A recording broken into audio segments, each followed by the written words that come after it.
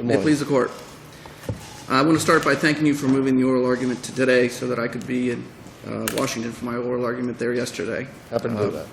Would you like to save some time for rebuttal? Yes, 2 minutes for rebuttal, Your Honor, Okay. please. My name is Martin Leach, and I represent Maria Cavanaugh, who was the plaintiff in a personal injury case against Costco Wholesale Corporation. The basic facts are that she went into We know the basic facts. Okay. The issue is the damages. Correct. The issue in the case is whether certain of the damage categories awarded by the jury were against the evidence because the evidence was undisputed or substantially undisputed. The law, both parties agree, is that if the evidence is undisputed or substantially undisputed, that the jury is not free to disregard that evidence and award zero damages. Let me start with the first category of damages, which would be the award for past pain and suffering. The jury did award past medical expenses, but awarded zero for past pain and suffering. It's our position that the evidence in this case was substantially undisputed, that she did in fact suffer personal injury and pain and suffering. And the evidence related to that would be, first, she was running down the aisle complaining that her private parts were burning. That was disputed, right?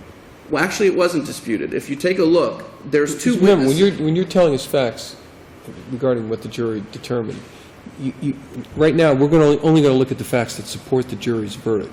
We're Wasn't not going there to consider testimony from a doctor that she never complained about that? No.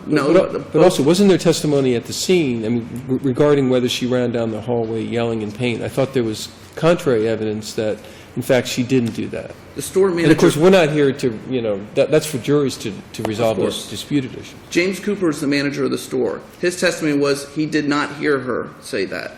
The shift supervisor, however, who was in the office right next to him, said that she heard her saw her running down the aisle saying, I'm burning my private parts. Now, she was specifically asked, well, what about Mr. Cooper? Did he hear that?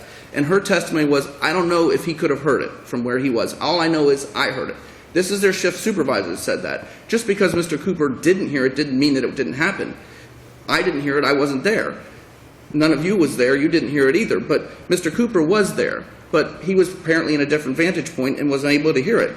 He didn't say, oh, she didn't scream or she didn't say anything. He just said, I didn't hear it. Ms. Lardner, the shift supervisor, though, said specifically, I learned about this incident was a lady came screaming, I'm burning my private parts. And she was screaming, I'm burning my private parts, correct? Yes. And then later on she said, well, it was more like a sighing. And then she was asked again, and she said, no, in fact, given the distance and whatnot, you would have to characterize it as screaming. Her voice was elevated. And then she was specifically asked, well, what about Mr. Cooper? Because Mr. Cooper had said he didn't hear anything. She said, I don't know. His office is next to mine. He's the one that said, get her the pajamas, go in there and deal with her. Because what happened is she came up to the front and said, you know, my private parts are burning. I need to get out of my clothes. They took her to the restroom, or they told her where the restroom was. She was in there taking her clothes off, and they pulled some pajamas off the shelf and gave them to her to put on because her clothes were drenched. She then changed into the pajamas, and they did say, do you want us to call paramedics? And she said, no, I want to go home and get in a bathtub. I'm burning. I want to go home. She went home, got in the bathtub. She got out of the bathtub. She was still burning. She took another bath. Still was burning. So she went to the emergency room. That night, she went to the emergency room. She waited in the emergency room for a couple of hours. She didn't get seen, I guess, in a prompt manner, and she started to burn again, and she said, I'm better off just going home. She goes home and takes another bath. Has a fitful night of sleep. Wakes up in the morning. Still in pain. Goes to the hospital again in the morning. This time she's seen by a bunch of different doctors, and they give her some pills and some ointment, and she goes home. She then sees her primary care physician, as Judge Cortinas was mentioning, 9 days later. That's the first time she went to her primary care physician. Her main complaint at that time was stuff that didn't relate to that specific part of her body, and she did not mention that she had any issues with orgasm or any of that stuff. But she did go and say that she had burning sensation on her body. Her doctor ultimately, Dr. Becerras, did ultimately diagnose her as having, it's a medical term, so I want to make sure that I have it stated right.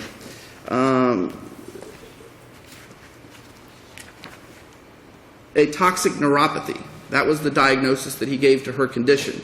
And if we take a look at the IME doctor, Dr. Manassas, who was hired by the defendant, Her testimony is very interesting because she diagnoses her with a similar problem. She says she has a quote-unquote orgasmic disorder status post-chemical exposure.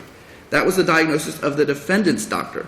The defendant's doctor also said that she needed and would benefit from medication, a Zestra, and that she would benefit from seeing a sex therapist for her issues that she was complaining about. And the jury determined no future medicals, only past, and no pain and suffering. The question is, based on the record before us, is that something that they could not have done? That's correct. When the facts are that she went to the hospital, left, and never told her doctor about it 9 days later. Well, if she did, I mean, we You have would her think saying she was if in it's pain. ongoing, she'd tell her doctor, right? She went And to the doctor said, if she had told me, that's something that I would have remembered.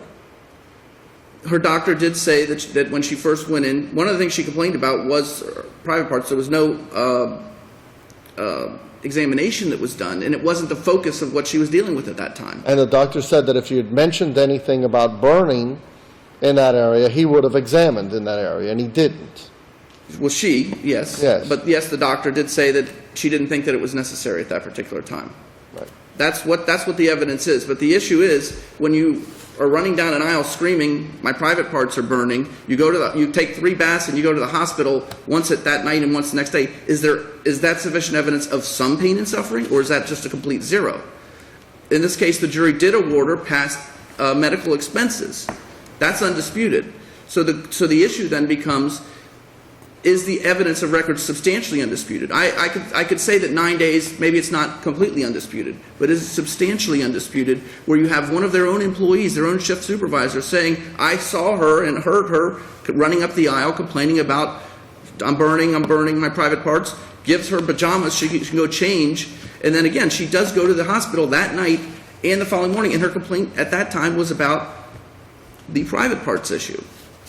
The fact that 9 days later is something that, maybe that makes it not completely undisputed, but the standard in this court, since the Dolphin Cruise case, is that it has to be substantially undisputed. And we would argue that the evidence related to that is substantially undisputed, given the testimony of their own shift supervisor, given what the client said, and given what the undisputed record shows that she did. There's medical record shows she did go to the hospital those 2 times. So on the basis of that, we would suggest that the evidence is substantially undisputed, that she did suffer past pain and suffering. There should have been an award for that. If I can move on and talk a little bit about the future medical expenses. You're at 3 minutes now. I'll try to make it quick. The future medical expenses are basically what I'd like to focus on is the defendant's doctor. The defendant's doctor diagnosed her with an orgasmic disorder, status post-chemical exposure, and did recommend and did put numbers on future treatment that she could get in order to deal with these problems. That's what the defendant's doctor said. The plaintiff's doctor said that she would benefit from future medical treatment as well. So when both expert medical providers state that, not providers, but medical experts state that she needs future medical expenses, can the jury disregard that? And I think the law in this circuit is clear that a jury cannot disregard it where the evidence is undisputed with regard to that. Now, the argument they make related to that is, well, Dr. Meneses said that she did not sustain a permanent injury, and therefore she's not entitled to future meds. But this isn't an auto case. The concept of a permanent injury being a necessary requirement in order to have future damages is only a concept that's built into the requirement of having a permanent injury in an auto case because of the PIP threshold, and it also exists in workers' comp, but of course this is neither of those. This is somebody who's in a store and has an injury. You're at 1 minute now. Okay. I'll reserve my 1 minute for rebuttal.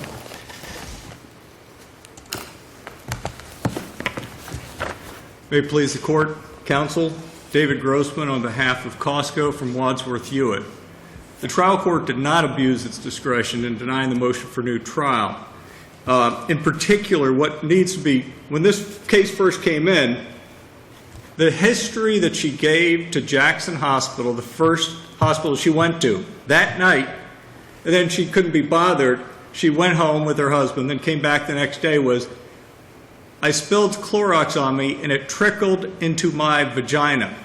to a man that didn't mean much to me, to the women in my office, and when I studied the female anatomy, that is critical. It's not the labia major, the labia minor, the clitoris, or all these. I had to learn all these things, and forgive me, Your Honor, but this is the anatomy. It goes against the law of gravity. She never sat down. We read that, yes. I think that's critical. Like East Cold, she gave inaccurate history, or either that's what they're trying to say, because she said it went up against thing. Her own doctor, Dr. Braceras, who is a female. I said, can you explain as a clinician or as a female how that happens? She goes, I can't explain that. As the court pointed out, there is disputed testimony, both lay and definitely expert testimony regarding the problem. James Cooper was standing at the front. He observed her coming toward her, originally 15 feet, and then later he says, page 24, she got within 5 or 6 feet. I asked him, how was she walking? Several times I asked him. He said, a normal walk. I said, was she holding? Was she grimacing? No. I said, was she doing like blazing saddles, as would be expected for someone if they had sustained an injury, that like the movie Blazing Saddles? Well, that would date you, wouldn't it? I know. But at least somebody A lot of members of the jury wouldn't know what you're talking about. Probably didn't. But I was saying, was there any indication, any indicia of pain? No, she was walking normally. Yes, there's disputed testimony. There's somebody else who is not a manager, Ms. Masor, but that's what the jury weighed that. But they also weighed the history that she gave, a history that goes against the laws of gravity and goes against anatomy. When she first, and don't forget, she had the accident. Mr. Cooper did not smell, did not see dampness, did not smell chlorine or Clorox. Miss Lardner. Well, but something must have happened to cause her to be put into a changing room and then changed into pajamas at Costco, right? No question she splashed. She picked up a box, which she said, I observed it wasn't the normal upright. Like this is the only difference. It's 3 Clorox bottles in a box. Everybody knows you put Clorox on the side, it spills. 3 Clorox bottles. She comes up, it's on the side. Their thing about killing the palate, that's a retail term. That's just talking about combining. There's no evidence that there was any combination. She came up before she grabbed it. She saw the box on its side. She's bought this before. She knows there's 3 bottles. She knows that they're on their side. She grabs them and spills or splashes some and immediately drops it on her. She reached over her head. She could have asked for help. She didn't because she bought it. This was toward the end of her shopping experience. But Mr. Cooper gives he said, he's the manager. He talked to her twice on the way that she saw her on the way up, gave Sandra Lardner the pajamas to go change. She went in the bathroom. She didn't wash. She washed her hands. She goes, I got Clorox on my hands. She didn't wash anything else. She didn't use the restroom. She went home. She didn't take a bath. Not a big deal. She took a shower. She said, I didn't use any, and we had to get into these issues. I didn't use any FDS or soap. I just took a shower. Waited for my husband to come home. Husband came home. Didn't go to the hospital. She went back to Costco and now wants to do an incident report. Doesn't go to the hospital then. She goes home again. Then later goes to Jackson South, also known as Deering, down there 152nd. Was seen, took her vitals. She said, I don't think they took me seriously, but the history she gave at that time. And then the next morning, when she got up, her husband woke up and left. I said, did you say anything to her? He goes, no, I was asleep. I got up at 8. I wasn't feeling good. I went back to the hospital and gave the same history. This is the next morning. I spilled Clorox. It trickled into my vagina. They didn't do anything. They didn't refer her. 9 days later, she sees Dr. Braceras, is her regular doctor, a female. She never mentions at any time this loss of orgasm. And we bring out many of the other causes the jury could relate. She was postmenopausal. The testimony is clear from Dr. Braceras as well as Dr. Forgive me. Postmenopausal women, she still gets aroused. And forgive me, Your Honor, we had to get into all these issues. Still gets lubricated, aroused, but doesn't reach orgasm. That's not uncommon in postmenopausal women. She's also on SSRIs. You're discussing now matters that were placed before the jury? I'm sorry? You're discussing matters that were placed before the jury now, right? Yes, Your Honor. You're not just making argument. No, no. In fact, I had cited this Braceras. Her main doctor never examined her genitalia, never referred her to an OBGYN. When she saw her, she said it was all healed. In particular, I never found a physical injury from the spill. Never mentioned lack of orgasm. I questioned her about the trickle in the vagina. Other reasons, lack of orgasm. 195 on the transcript, postmenopausal. Isn't it common? Yes. 195, she's on Lexapro. Yes, antidepressants can cause that. 195, orgasms are multifaceted, not only physical, emotional, psychological, also your mate in this case. She goes, yes, you don't know. Can't say within a reasonable degree of lack of orgasm, which again is a subjective complaint. Unlike men, where there is a test that they can do, an overnight thing, whether someone achieves an erection, they don't have a similar thing. We questioned the doctors on this. In particular, Dr. Masori is the only OBGYN who testified. She's the doctor we saw. She said, I found no injury whatsoever, no permanent injury, no toxic neuropathy. She did not sustain any injury. She said, counsel questioned her, and we had objected to this line, but the judge let it in. Counsel questioned her. Well, if she's having lack of orgasm, what could she benefit from? Well, if she's, she could benefit from seeing a psychiatrist, psychologist, and, sex therapy. That's normal. But in terms of her opinions, there was no injury from this spill, and their whole claim is the lack of orgasm. And nowhere does Dr. Masori said she needs future treatment. Dr. Bracera said, I never found any injury. Yeah, there's all these things that I could think of, but I don't know. She's a GP, not a OBGYN. Any questions, Your Honors? We'll let you know. Thank you. You have 1 minute. Thank you, Your Honor. Just very briefly with regard to the gravity issue, the doctor did say, yes, that can happen where your clothes are soaked with the bleach, and it can affect the outer part of the genitalia area. The skin in the area is very sensitive. And then she goes on about mucosal something. So the bottom line is there's testimony related to this gravity issue, but here's the real bottom line. They did award her past medical expenses, and they awarded her 0 for pain and suffering in the past. And in this particular case, the record is not susceptible of an inference that she didn't suffer some pain and suffering, given the testimony of their own shift supervisor, given the testimony of the plaintiff, and given the fact that she did go to the hospital once that night and once the next morning. That's documented.